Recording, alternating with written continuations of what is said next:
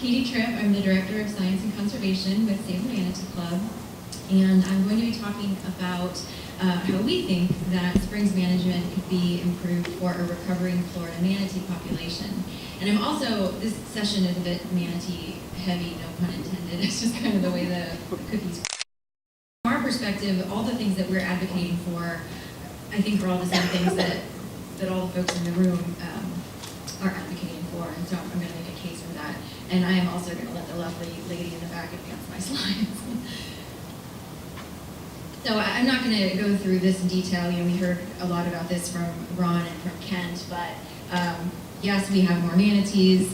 Their recovery is inextricably linked to the decisions that we're making as managers. And manatees, just like so many other species and the ecosystem in general, are affected by decreased water supply and water quality. And when we reduce flow at springs, we leave them with less habitat. When we see saltwater intrusion into our springs, we see loss of submerged aquatic vegetation. We also see how management decisions can affect SAV and water quality when we have large influxes of people into our springs for human use. And when we have inadequate sanctuaries, we can also have disturbance of manatees. So we have springs that are blocked off for different swimming areas, water control, De Leon Springs, Rainbow Springs, the Ocala system of springs are examples of this. So as we know, we need to prepare for the loss of artificial warm water. And we already know, irrespective of that manatees do better at natural warm water sites. Next slide, please.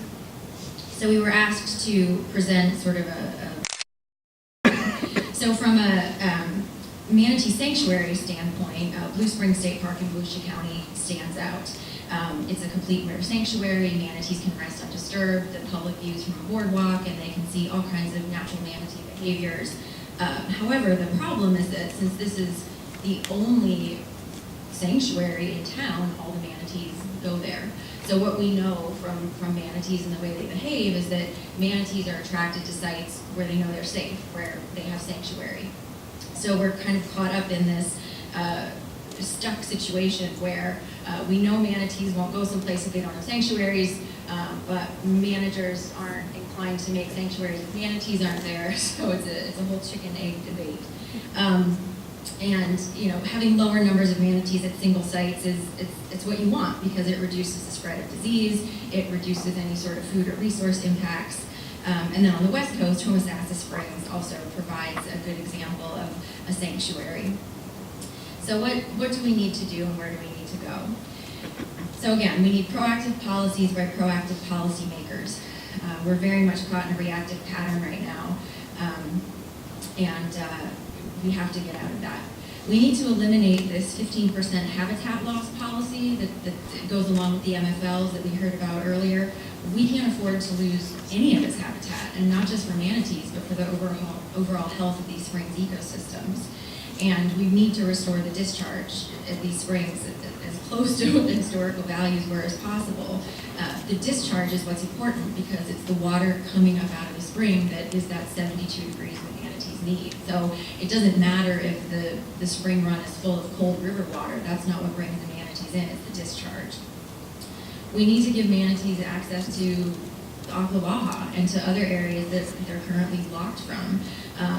As Robin said, there's a dam that needs to go away. We also need recreation control in areas like Crystal River.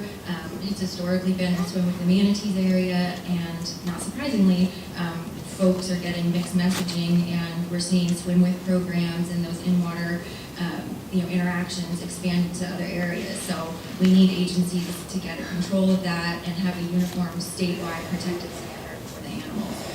We need better nutrient management in all sectors, public and private, to improve our water quality and submerged aquatic vegetation for manatees, and again for the whole ecosystem.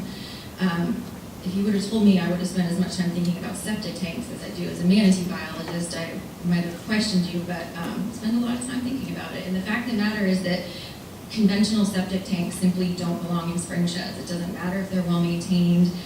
Those systems were designed for human health protection, not environmental protection.